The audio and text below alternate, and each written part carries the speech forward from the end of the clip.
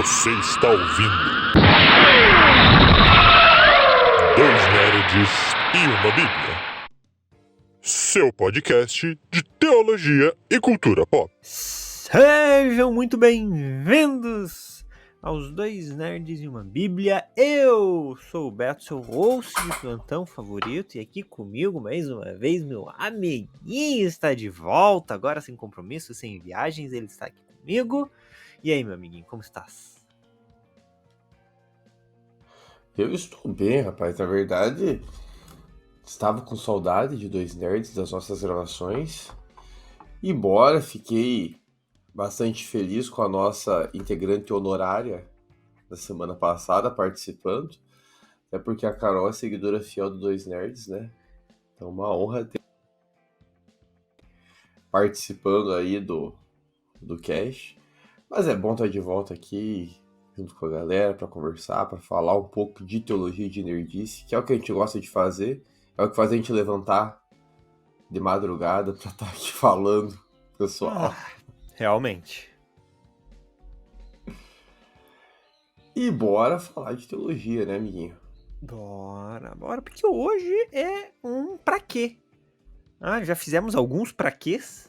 Profetas pra quê? Juízes pra quê? E hoje a gente vai pra evangelhos. Evangelhos pra quê? O que são os evangelhos? Essa literatura tão específica que a gente encontra na Bíblia e a gente não encontra em tantos outros lugares. Eu acho já legal começar falando assim, pra você que não sabe, os evangelhos é um modelo literário, igual o romance, o drama, a comédia. O evangelho é um modelo literário que a gente encontra ali na Bíblia. Eu posso estar um pouco fora, mas quase exclusivamente bíblico esse modelo, né? Esse formato literário, meu amiguinho vai falar melhor isso. Mas se eu não me engano, não é algo que a gente tenha muito. Uma literatura mais antiga, hoje em dia realmente não se tem. E a gente vai falar um pouquinho do para que os evangelhos, que é ali nosso início de Novo Testamento.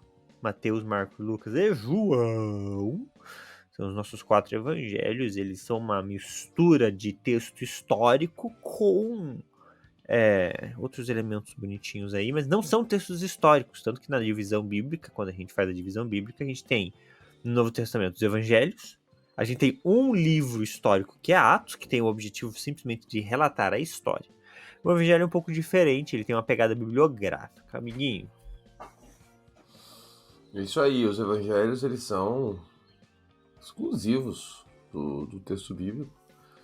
Eles são um gênero que nasce dentro da concepção bíblica e eles são confundidos com um gênero que nós conhecemos bastante, que é a biografia. Muitas pessoas que lêem os evangelhos pensam que lendo uma biografia sobre Jesus. Não é uma biografia. Né? Então, os evangelhos eles não têm esse compromisso biográfico com a história. Nós não temos, por exemplo, nos 4 evangelhos, informações detalhadas sobre o nascimento e a infância de Jesus. Né? Nós temos relatos isolados e exclusivos em Mateus e em Lucas. Mas são alguns relatos. Então a gente fica sabendo um pouco ali do nascimento na perspectiva de José em Mateus, em Lucas na perspectiva da Maria. E aí depois, além desses 2 relatos do nascimento, temos o relato da visita dos magos em Mateus, que é só ele que fala, e a visita no templo, e depois a ida ao templo com 12 anos, a visita com 8 dias e depois a visita com 12 anos de Jesus em Lucas. Tirando isso, nós não temos nenhuma informação mais detalhada da infância de Jesus. Nós não sabemos o que aconteceu entre 1 e 29 anos, com exceção da passagem da visita dele no templo aos 12. Ninguém sabe como foi adolescente. Então, assim, como que é biográfico se nós não temos informações biográficas? Uhum. Então não há também... mas não pode ser com as biografias romanas? Tem alguns elementos que são semelhantes às biografias romanas, mas também não são todos. Né? Então, os evangelhos eles têm um pouco de biografia, mas não são completamente biografias. Também são narrativas, mas também não são completamente narrativas apenas. Nós temos parábolas, por exemplo. temos genealogias, tudo isso está incluso no gênero dos evangelhos. Então é um gênero literário, um gênero que nasce com o contexto bíblico. Não há outro lugar da literatura e histórica, teológica, que nós tenhamos um gênero como este. Então é um gênero teológico, religioso, e ele surge para apresentar aí a história de Jesus como fins salvíficos. O objetivo é apresentar Jesus como resposta das promessas do Antigo Testamento. Essa é a proposta dos evangelhos. Então, Jesus não é apresentado de forma a esgotar tudo que sabemos sobre Jesus, e o objetivo ao falar de Jesus é falar dele como nosso Salvador, dele como nosso Redentor, e é isso. Não tem nada a mais além disso. Muito bom. O evangelho é isso, né? Essa literatura desenvolvida para a revelação, né? Tem esse objetivo de revelar a Cristo. E a palavra evangelho, então, né, meu amiguinho, é importante a gente lembrar, ela vem do grego, mas eu acho que tinha alguma coisa de hebraico em Isaías, mas eu não tô lembrado, não sei se tem Talvez foi a tradução que fizeram do grego para o hebraico, talvez coisa esteja lá. assim, tem um pouco dessa noção de Isaías, não vou lembrar, mas a palavra do grego significa boas novas, é isso, né? Isso. Isso aí é boas novas. Evangelho é uma transliteração, praticamente, né? A palavra em grego é evangelion, só Uhum. transliteraram para falar em português evangelho. Pois é. Então é uma Boa palavra nova. criada para isso, né? Para definir Sim. isso. E dessa palavra, veja, muitas das coisas da nossa igreja hoje vêm dela, né? Os evangelistas vêm da palavra evangelho. Somos uma igreja evangélica, então para nós basicamente, não é que é o mais importante, a Bíblia toda é importante, mas é aqui que a gente conhece o ponto principal da nossa fé, que é Jesus, que é a cruz, que é a ressurreição. Mais uma coisa que as pessoas sempre perguntam tá, legal, por que 4? Qual é a necessidade de nós termos 4 evangelhos, basicamente contando a mesma história? Me parece um pouco de perca de papel. Não precisa contar a mesma história. É aí que se engana. E os nossos 4 evangelhos são divinamente preparados para tratar 4 assuntos diferentes. Eu acho que isso é muito legal. Até na pegada de diferenciar bibliograficamente, né? Se fossem livros bibliográficos, realmente não teria motivo para ter 4. Porque a partir do momento que um deles relata a história da pessoa, os outros vão relatar a mesma coisa.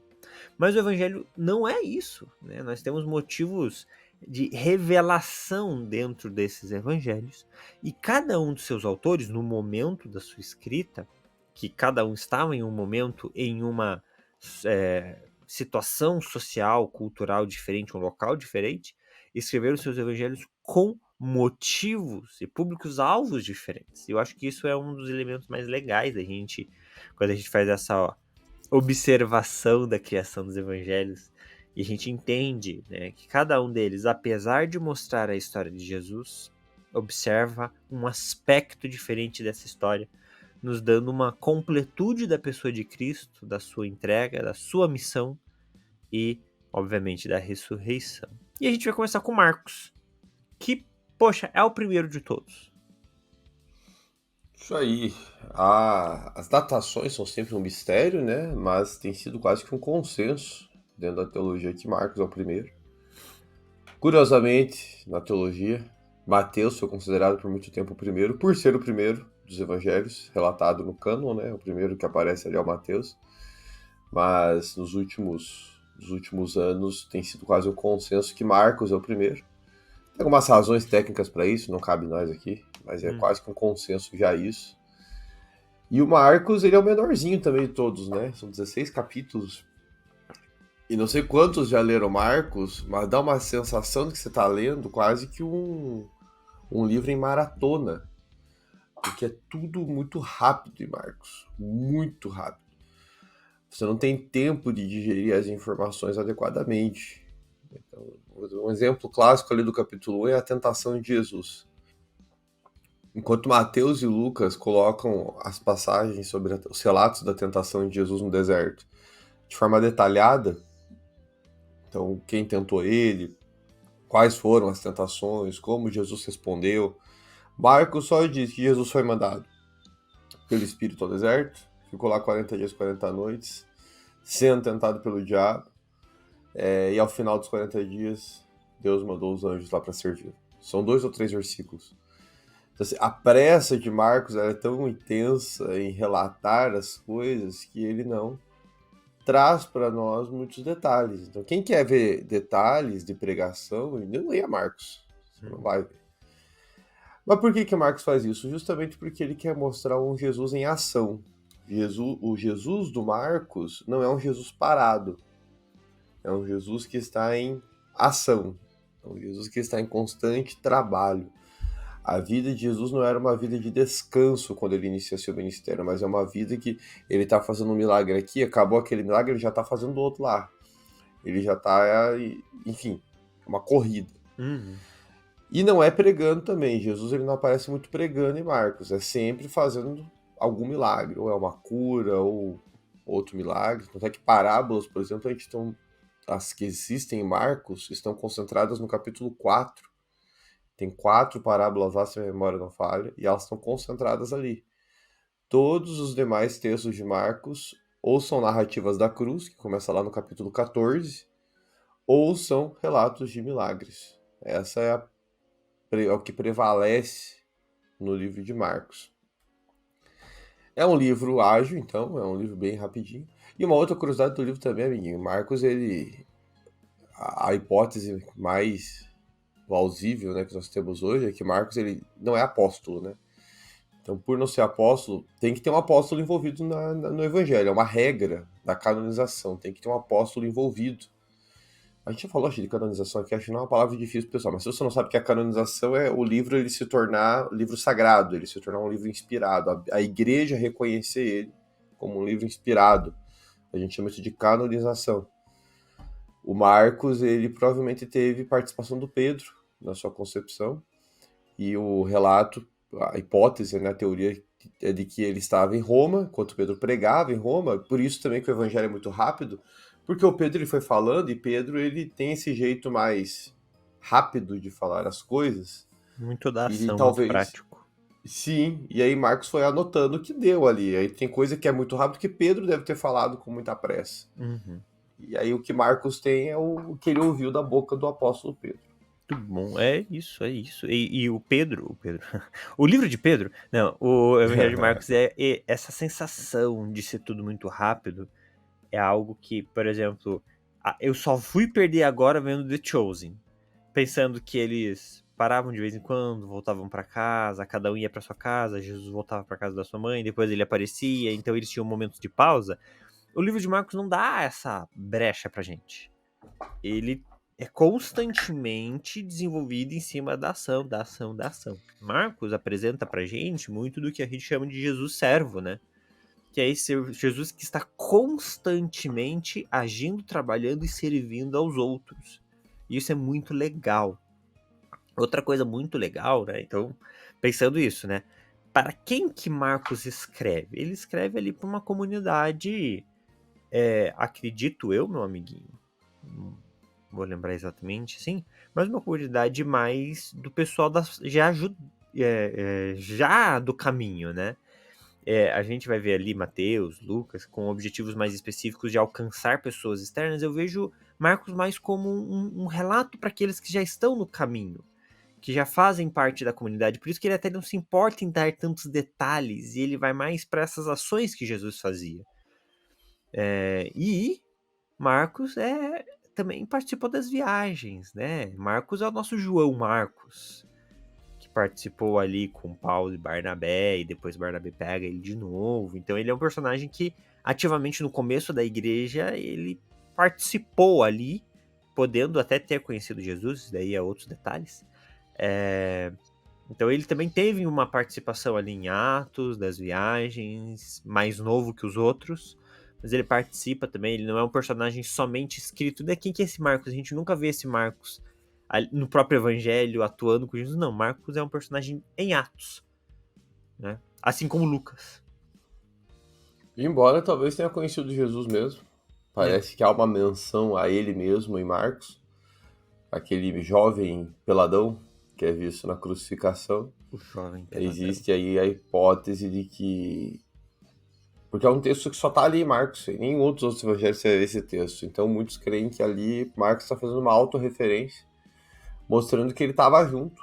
Né? Então ele deve ser o dono não, né? O filho dos donos da casa onde Jesus tomou a última ceia. E ele estava naquela casa, então, quando houve a prisão de Jesus ali no Monte das Oliveiras. O Marcos deve ter sido um discípulo, embora não era um apóstolo, mas deve ter sido um discípulo. Em algum momento da sua vida, ele deve ter seguido Jesus junto ali. E diante de todas essas informações, né, amiguinho, talvez venha a pergunta também, pessoal, por que ler Marcos? Um livro tão curto. E já que tanta coisa se repete, porque existem 4 textos que são só exclusivos de Marcos, em Marcos. Todos os demais textos se repetem em Mateus ou em Lucas ou em João. Por que ler Marcos, se ele é tão... Tudo que está nele já está em Mateus e Lucas, com exceção dos 4 textos exclusivos? Justamente pelo que o Beto falou lá no início do cast. Cada evangelista tem a sua percepção a respeito do que aconteceu. Mesmo uma biografia, amiguinho, aqui, mesmo se fosse uma biografia, cada biógrafo vai ter sua percepção da pessoa que ele está relatando. Né? Então Marcos tem a sua percepção a partir de Pedro, de como foram os eventos. Mateus vai ter outra, Lucas vai ter outra, João vai ter outra. Não é que os relatos são diferentes, mas a forma como eles colocaram no texto, a ordem que eles colocaram no texto, tudo isso interfere também e traz uma lição diferente para nós e mostra como Jesus realmente é um cara complexo, não é uma pessoa tão simples assim. Ele é um cara grande demais para nós entendermos de forma tão simples. Né? Então, leia Marcos por conta disso. É um evangelista que vai trazer a sua percepção, que vai diferir em muitos momentos da de Mateus e da de Lucas. E vai complementando essas características a respeito de Jesus. Muito bom, muito bom. Então a gente passa para o nosso próximo. Marcos, legal, visto, compreendido. Não vê das dúvidas, se quer outro motivo, tá na Bíblia. Então se está na Bíblia, leia. Mais prático. E Mateus, então, vamos para Mateus, que é ali olhando a Bíblia, quando a gente pega a Bíblia, é o primeiro.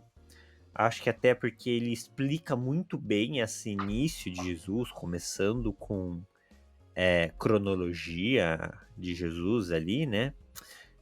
E Mateus, ele, como meu amiguinho já falou, ele tem quase todo Marcos dentro dele. Então, uma das teorias é que Mateus tenha tido acesso ao Evangelho de Marcos quando for formular o seu próprio Evangelho, misturou ele com talvez algum outro relato e com suas próprias anotações, né? Então, possivelmente um evangelho que veio um pouco depois, não muito, não dá pra gente saber direito, né? Mas essas são as teorias de formulação dos evangelhos.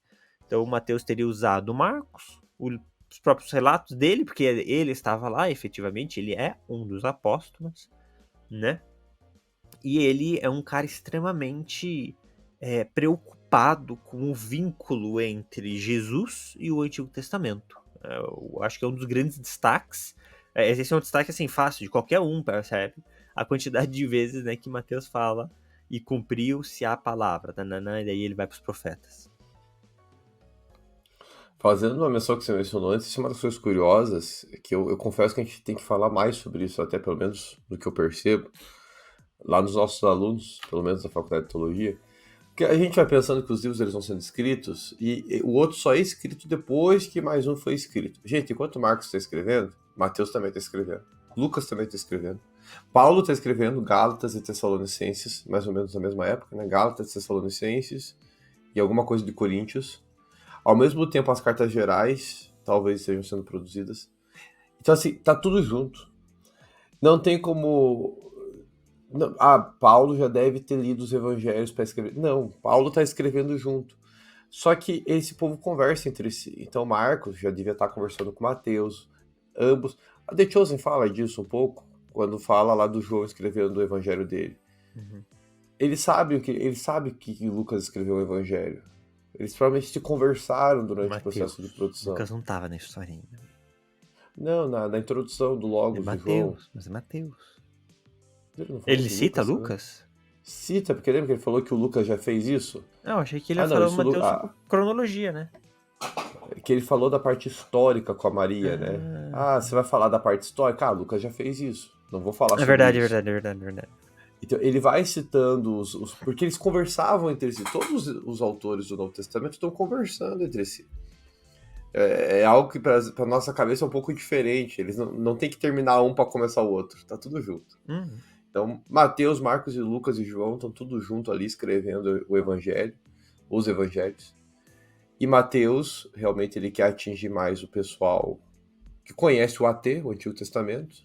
Provavelmente, então, ele está direcionando mais para judeus. Faz mais sentido para um judeu você ficar explicando, relacionando Jesus com o Antigo Testamento. Agora, uma coisa também, amiguinho, que é importante destacar do Mateus, é que apesar dessa preocupação dele em atingir judeus, e o The Chosen ele nos mostra um Mateus bastante metódico e sistemático, Mateus não é um cara cronológico. Uhum. Esse é um dos grandes diferenciais do Evangelho de Mateus. É na organização dele. Marcos, ele é cronológico. Então, Marcos ele vai organizar, na maior parte do seu Evangelho, está organizado cronologicamente as coisas, conforme os eventos foram acontecendo. Mateus não. Mateus ele parece organizar de forma diferente, ele organiza tematicamente.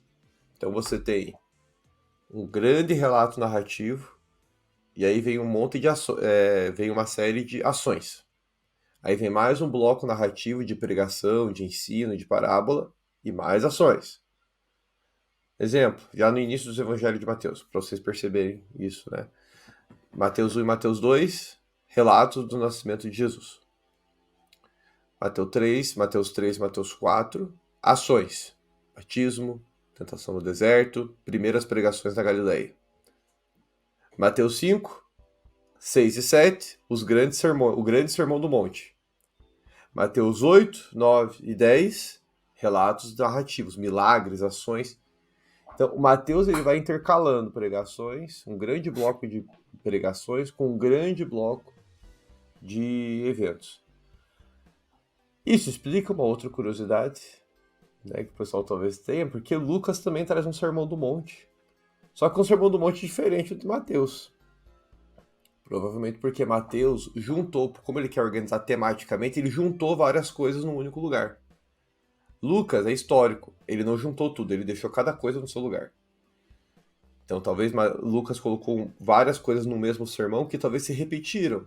Agora, as outras coisas estão espalhadas em Lucas, em pequenos sermões, porque Jesus não deve ter ensinado tudo de uma vez, foi ensinando aos poucos.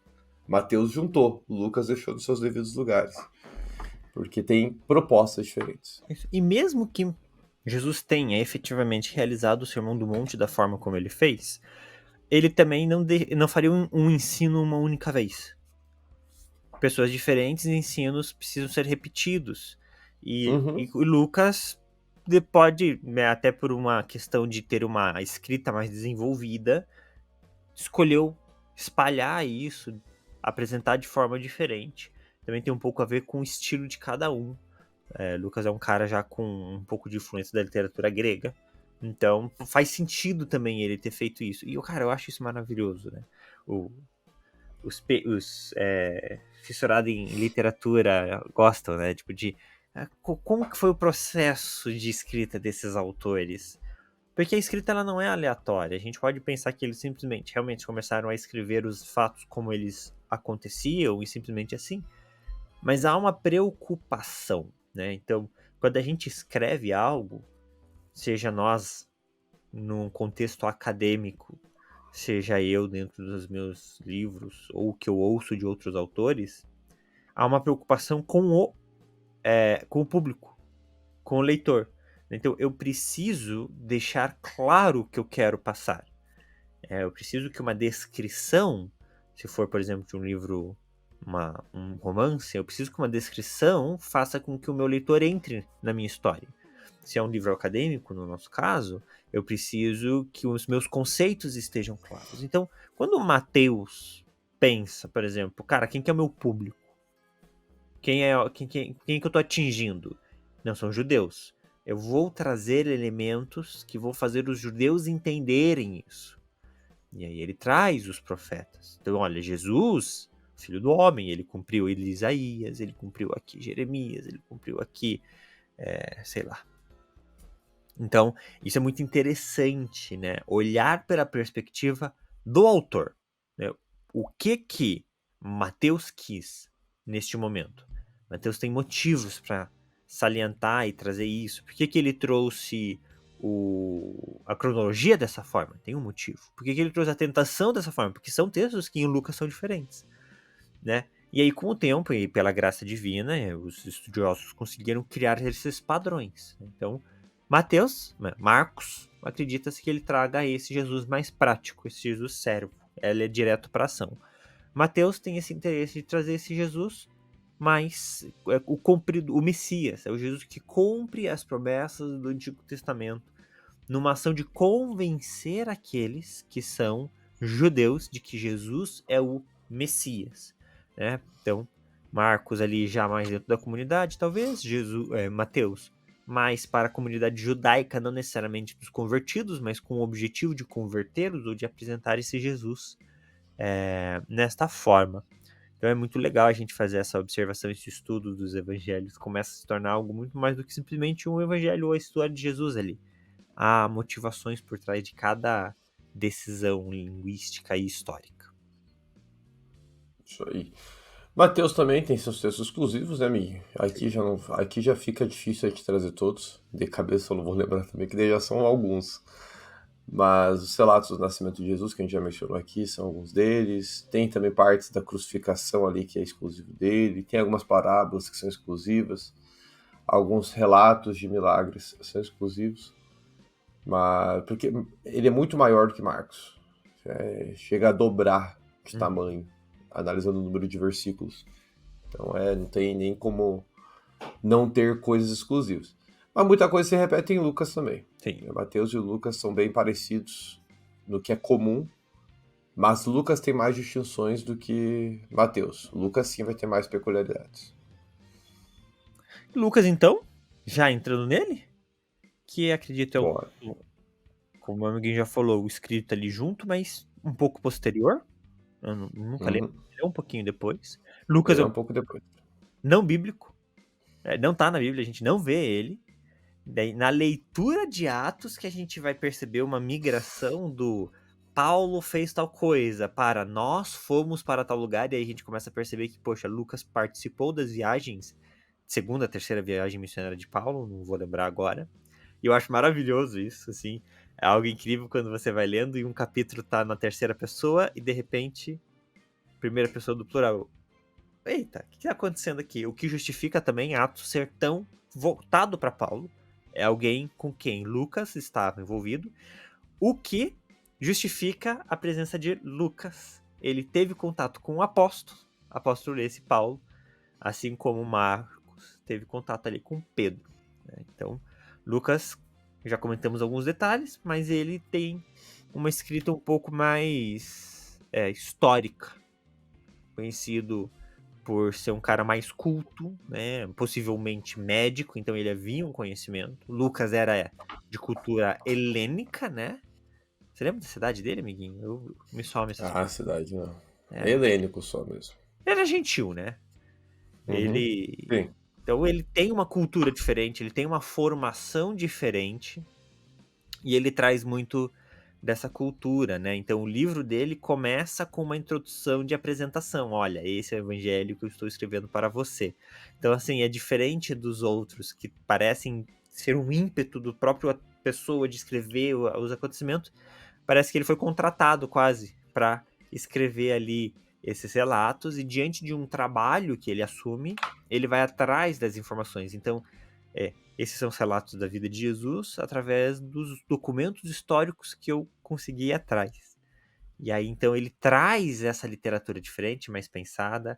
Gosto dessa coisa que, tipo, muito provavelmente ele foi sentar com a Maria para conversar um pouquinho com ela, porque ele traz detalhes ali antes do nascimento de Jesus envolvendo João Batista, que é só dele. Ele tem que ter sentado com alguém para conversar, para conseguir essas informações. Não tem como ele ter imaginado isso, né? O Lucas, ele surge nas cartas de Paulo, nominalmente, né? Depois só que a gente vai associando daí, porque parece que a própria igreja, na sua tradição, reconheceu já que ele era o autor, né? Então existe um consenso patrístico dos pais da igreja a respeito disso. É um cara histórico, é o mais longo dos evangelhos, não em número de capítulos, em número de capítulos é o Mateus, mas em número de versículos, o Lucas é o mais longo dos evangelhos sinóticos, pelo menos. Ele tem São, alguns, mais de 60 lá, né? É triste. Quando são grandes. você pega a leitura da Bíblia em um ano, que você tem que ler um capítulo por dia, não. Você tem que ler 3, 4 capítulos. Aí é triste quando chega Lucas. É Caraca. compridão, cara. Uhum. Apesar de ter menos capítulos, os capítulos são muito mais longos do que Mateus, muito mais. E ele é um cara muito detalhista, né? O Lucas, ele é muito detalhista em questão histórica. Ali que a gente vê a característica do historiador. Tudo que ele vai falando, ele tenta fazer uma explicação histórica. De novo, textos da infância de Jesus. Acho que fica mais fácil de achar. Em vários momentos em que ele faz um relato, ele vai dizendo: e Maria guardava essas coisas no seu coração. Isso demonstra que ele conversou com Maria. Então, ela foi a fonte. Maria compartilhou as emoções dela diante das coisas que iam acontecendo. Né? Então, são detalhes, mas são detalhes são esses detalhes que permitem a gente indo conhecer as intenções do evangelista. Cada coisa que Lucas narra ali, ele traz consigo uma certa emoção de quem participou, de quem relatou. Tem coisa que ele deve ter pego dos relatos de Mateus e Marcos, quando se encontravam para conversar ou quando compartilhavam seus rascunhos uns com os outros. Mas muita coisa foi na entrevista mesmo, foi conversando com as pessoas e aprendendo com elas. Como meu amiguinho mencionou, Lucas não é apóstolo, ele deve ter se convertido com Paulo, então não creio, aí é mais meu do que dizer, é hipótese, minha e de alguns aí. Não creio que ele se converteu enquanto Jesus estava vivo, nem que ele tenha conhecido Jesus em vida. Então, ele é um convertido realmente das pregações de Paulo ou da igreja nascente, seja com Paulo, seja com outra pessoa na igreja apostólica. Mesmo assim, ele cola no apóstolo Paulo, que também não conheceu Jesus como apóstolo em vida, mas é apóstolo e tem autoridade para aprovar ou desaprovar aquilo que Lucas está escrevendo.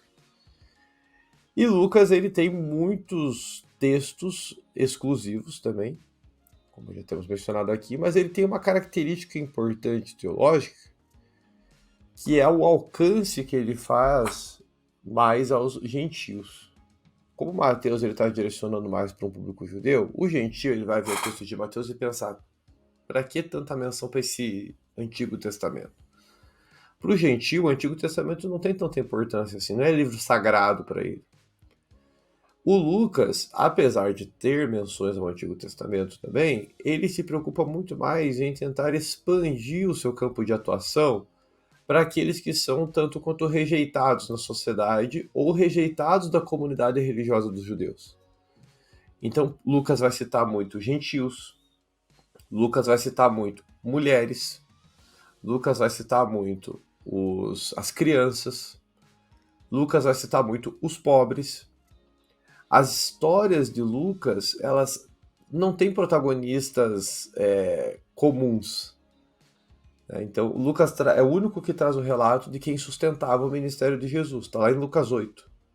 Quem sustentava? As mulheres. Porque Lucas quer mostrar que as mulheres têm importância no ministério de Jesus. Nenhum outro evangelista trouxe isso. Ele trouxe. Lucas traz aquela parábola, meu amiguinho, que você vai lembrar, dos pobres que vão ao banquete, do banquete que é estendido aos pobres. Também é exclusivo de Lucas. Uma palavra voltada aos gentios, né? Exatamente, usando a figura do pobre. Porque pobre é rejeitado, gentil é rejeitado. Então, o Lucas ele se preocupa muito em pegar os agentes excluídos da sociedade religiosa ou da sociedade romana e trazer eles para a Boa Nova. A Boa Nova também é para vocês. Uhum. O Evangelho também é para vocês. Não é só para o judeu. Mas é para você que não é judeu também. Aí Lucas se coloca nisso, né? Eu estou aqui, eu sou parte desse evangelho também. Eu fui alcançado. Vocês também podem ser alcançados. Então, Lucas, ele é um cara mais abrangente, né? Mais católico no sentido de universal, né? O Sim. evangelho dele alcança mais outros públicos. Que é o reflexo da vivência dele com Paulo, né? Sim. Tipo, faz sentido. Alguns podem ouvir disso e discordar, quem já leu com atenção e falar, mas Mateus também tem relatos que alcançam os estrangeiros. Mateus também cita lá a mulher Cirofenícia, por exemplo, que é uma estrangeira que vai clamar misericórdia, né, para Jesus e é atendida. Sim, meus queridos, mas em questão de quantidade e volume de informação, Mateus fala muito pouco sobre isso. Porque não é o enfoque dele. Tá tudo bem, Mateus não tá errado. Mateus tá com outro foco e tá tudo bem. E o fato Lucas dele citar, tem outro. por exemplo, essa mulher e outros, só mostra que há uma concordância, né? Eles não estão Exatamente. interpretando unilateralmente, desmerecendo o outro. Há uma concordância. A Bíblia não se contradiz. Só que Exato. focos de visão ali, novamente, dentro da necessidade que cada um estava vivendo na sua região. Então, se Lucas vivenciou as viagens de Paulo, significa que a ação dele, a atuação dele, estava ali na região, sei lá, Ásia Menor, Ásia Maior, nunca sei. Mas ele estava efetivamente ali nas missões nas cidades gentílicas. Mateus, muito mais, trabalhou ali em Jerusalém, na cultura judaica. Então, assim, eles precisam de livros que ataquem as suas realidades. Então, a gente vê isso nascendo, novamente, do objetivo do autor. Mas a gente não vai encontrar na Bíblia um desmerecendo o outro nesse sentido. A gente vai ter esses consensos, sempre em consenso. Isso aí. E aí temos, né, meu amiguinho? Esses três, acho que mencionamos aqui o nome, mas não falamos, né? Mateus, Marcos e Lucas, eles formam um grupo dentro dos evangelhos, né? Que são os evangelhos sinóticos. Sinóticos, não se assuste com a palavra. Imagine isso. São os três evangelhos comuns.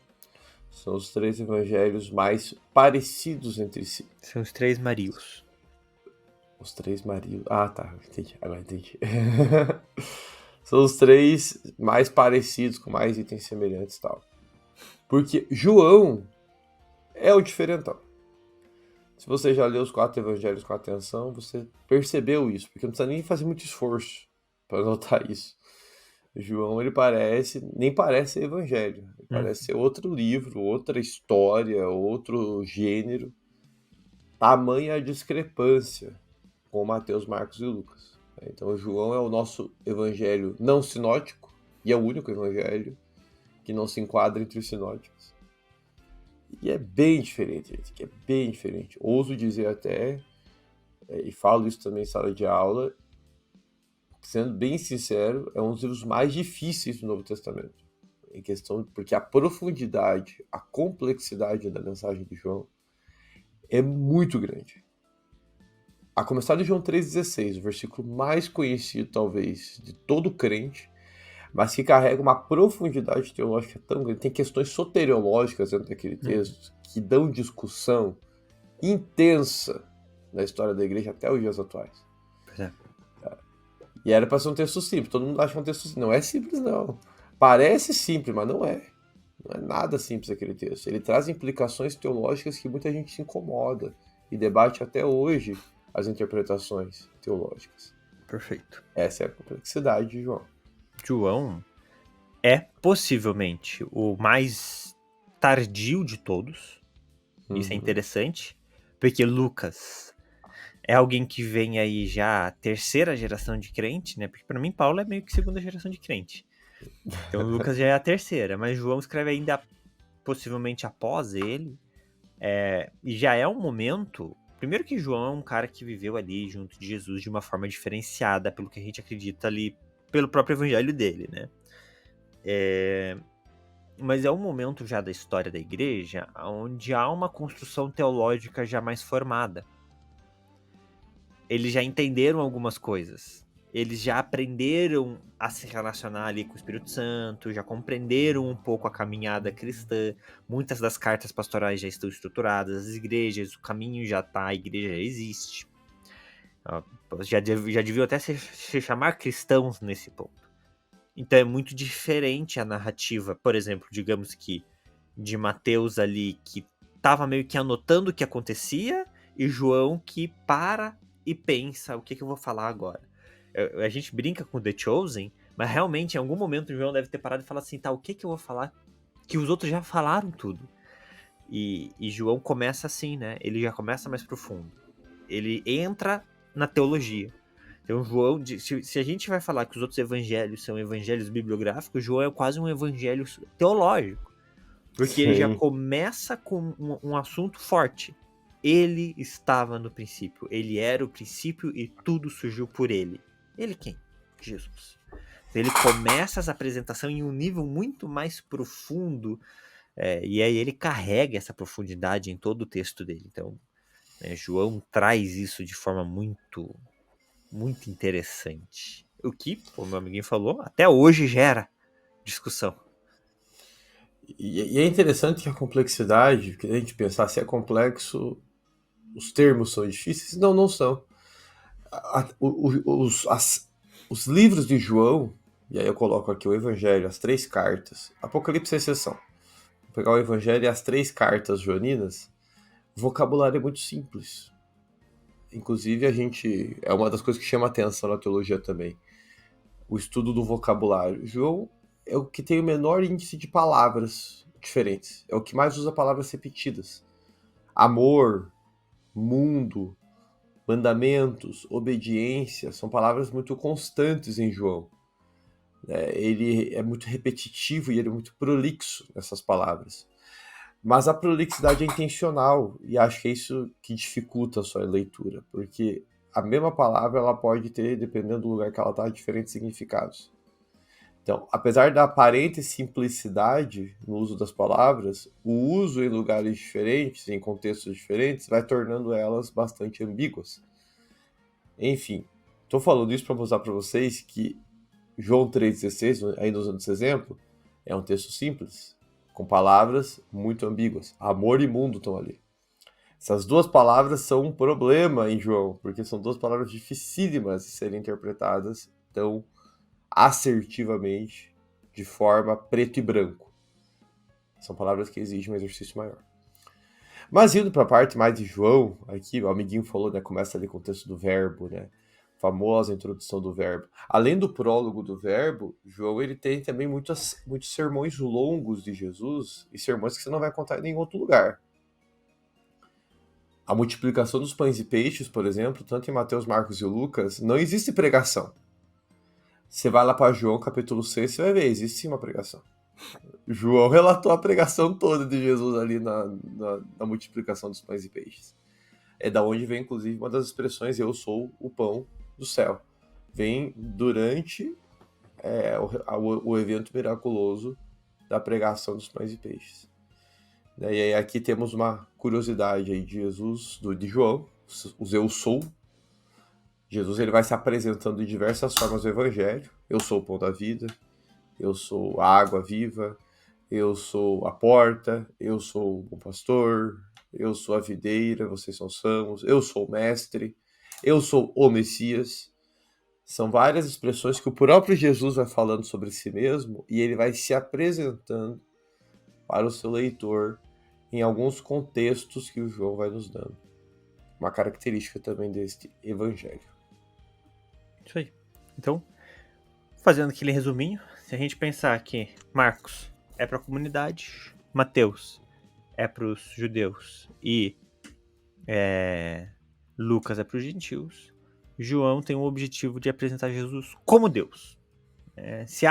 Se depois de ler os 3 há alguma dúvida, essa dúvida cai em João, né? Jesus é Deus, não é somente o Messias. Não tô falando que Mateus não fala que ele é Deus, tá? Mas é assim, ele não é somente servo, ele é Deus. E João tem essa preocupação, é legal ver isso, né? Essa preocupação, a forma como ele traz, e é legal fazer essa correlação com as leituras, né? Então, leia Lucas, e daí você olha lá para o texto de Atos, que é uma continuação. A gente pega Mateus não, Marcos, e a gente pode olhar o texto de Pedro, há uma conexão. João e suas cartas, há uma conexão, é a mesma pessoa. Então, há muito da teologia, da forma como ele enxerga a Jesus e ele apresenta a história de Jesus aqui, também é refletido nas orientações depois que ele dá nas suas cartas, porque faz parte desse processo dele. Isso é outro detalhe interessante nesse exercício de como ler a Bíblia. Você pode ler a Bíblia de várias formas, fazendo suas correlações com seus autores. Meu amiguinho, eu acredito que é isso. É isso. Talvez o pessoal, se houver interesse, podemos falar mais dos evangelhos. A gente falou aqui um geralzão. Quem quiser que a gente fale mais de cada evangelho, comenta, interage com a gente. A gente pode... Nós amamos a Bíblia. E falaremos com prazer. Tranquilamente fazer um cast específico sobre cada um deles e aí até ir pro original, falar das diferenças, palavras que esse daqui usa, palavras que aquele usa, observar os textos exclusivos, fazer uma exegesezinha. É só pedir que a gente tá aqui para fazer. Meu amigo, obrigado pela sua manhã, obrigado pelo seu sorriso, pelo seu conhecimento. Bom treino agora. O Lucas é marombeiro, minha gente. Ele sai daqui, ele vai direto pro treino, ó. Estamos tentando. Valeu, amiguinho, valeu, pessoal. Muito bom estar aqui com vocês. Muito bom falar de nerdice de Bíblia. Tamo junto. Até o próximo cast. É isso. Falou, gente. Um beijo e um queijo.